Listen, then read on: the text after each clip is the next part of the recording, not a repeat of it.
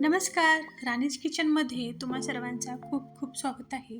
आज मी या ठिकाणी बनवणार आहे मसाला वांगा. बनवायला खूप सोपं आहे आणि अगदी कमी साहित्यामध्ये बनणार आहे. चला तर मग आपण झटपट वांग्याच्या रेसिपीला सुरुवात करूया. या ठिकाणी मी पाव किलो वांगे घेतलेले आहेत. वांगे जास्त मोठे नाही घ्यायचे, छोट्या छोट्या आकाराचे किंवा मध्यम आकाराचे वांगे घ्यायचे आहेत.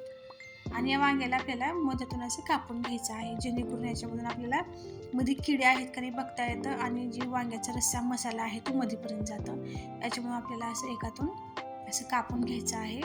हे पहा या प्रकारे. आणि मध्ये किडे आहेत का नाही ते पण बघून घ्यायचं. आणि साईडनं जे काटे असतात वांग्याच्या त्या देठाला ते काटे काढायचं. देठ जर तुम्हाला ठेवायचं असेल तर ठेवू शकता किंवा या प्रकारे असं देठ आपण काढून टाकायचं आहे. पण मी देठ ठेवणार आहे. जर नसेल आवडत तर तुम्ही देठ काढू शकता. याच प्रकारे आता मी सर्व वांगे कापून घेतलेले आहेत. निवडून कापून याला पाण्यामध्ये टाकायचे आहेत, म्हणजे वांगे जे आहेत ते काळे पडत नाहीत. आता यानंतर लगेच या वांग्याला आपल्याला मध्ये मीठ लावायचं आहे. आपण नेहमी भरलेली वांग्याची भाजी करतो, मग आपण या ठिकाणी काय करतो, याचा एक मसाला असतो, तो मसाला याच्यामध्ये घालून आपण वांगे भरतो, म्हणून त्याला भरलेले वांगे म्हणतात. पण या ठिकाणी मी मसाला वांगा करणार आहे, जेणेकरून याच्यामध्ये मसाले न भरता सुद्धा आपल्याला छान असं एकदम रस्सा भाजी बनवता येते. फक्त हे जे वांगे आहेत हे आळणी लागू नये, म्हणजे आपण रस्सा भाजी खाताना वांगा खातो ते वांगा आळणी लागू नये म्हणून त्याच्यामध्ये आपल्याला मीठ लावून घ्यायचं आहे. थोडं मीठ लावायचं. आता यानंतर गॅसवरती पॅन ठेवायचा, त्याच्यामध्ये 2 ते 3 माप तेल घालायचा. तेलाला छान कडकडीत गरम होऊ द्यायचं. त्याच्यानंतर जिरे मोहरे घालायचे आणि यानंतर मोठे 2 कांदे बारीक कापून घालायचे आहेत. कांद्याला सुद्धा छान भाजून घ्यायचा आहे आणि हलका कांद्याचा रंग बदलला की लगेच याच्यामध्ये अद्रक लसणाची पेस्ट घालायची. अद्रक लसूण भरपूर घालायचं. अशा रश्श्या भाज्याला ना जितकं आपण अद्रक लसूण घातलो तितकं भाजी छान लागते. आता यानंतर याच्यामध्ये खोबरं घातलेलं आहे. मी खोबऱ्याची जी वाटी असते ती वाटीला खिसून घेतलेली आहे किंवा मिक्सरमधून पण काढून घेऊ शकता. कुठेही आपल्याला असं म्हणजे मिक्सरमधून किंवा खिसून घेऊन याच्यामध्ये घालायचं आहे. 4 ते 5 चमच खोबरं घातलेलं आहे. वांग्याच्या भाजीला खोबरं घालायचंच, म्हणजे काय होतं, खोबऱ्यामुळे भाजीला खूप छान असं चव येते. खोबरं, कांदा, लसूण हे सर्व छान सोनेरी रंग होईपर्यंत भाजून घ्यायचं आहे. यानंतर याच्यामध्ये घालायचे आहेत टोमॅटो. 2 टोमॅटो घातलेले आहेत त्याच्यामध्ये आणि टोमॅटो लवकर शिजण्यासाठी थोडंसं मीठ घातलेलं आहे.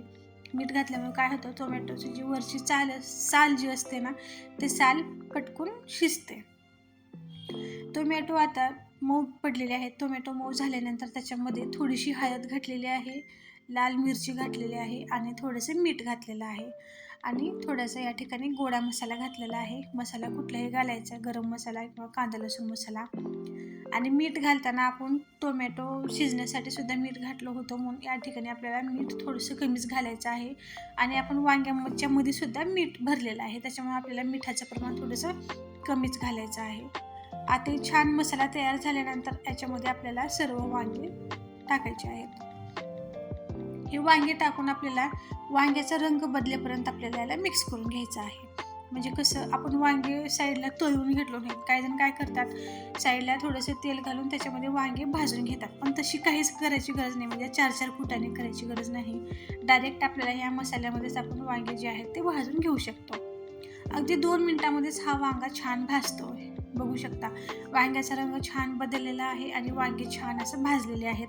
आणि ह्या मसाल्यामध्येच हे वांगे भाजल्यामुळं हे वांगे इतकं छान लागतात ना खायला, एकदम छान चव बनते. आता हे वांग्याचा रंग बदलल्यानंतर आता आपल्याला याच्यामध्ये घालायचं आहे पाणी आपल्याला गरम करूनच घालायचं आहे. गरम पाणी घातल्यामुळे भाजीला रंग छान येतो आणि त्याची कुकिंग प्रोसेस थांबत नाही, त्याच्यामुळे आपल्याला पाणी गरमच घालायचं आहे.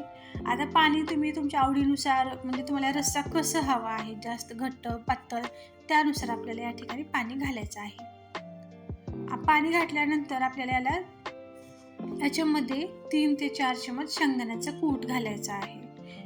शेंगदाण्याचं कूट तुम्ही नसेल खात तर याच्यामध्ये तुम्ही कारवळ्याचं सुद्धा कूट घालू शकता. 3 ते 4 चमच शेंगदाण्याचं कूट घालून आपल्याला याला 2 मिनिटं शिजवून घ्यायचं आहे. 2 मिनिट झालेले आहेत, भाजी छान शिजलेली आहे. आता याच्यावर आपल्याला कोथिंबीर घालायची आहे.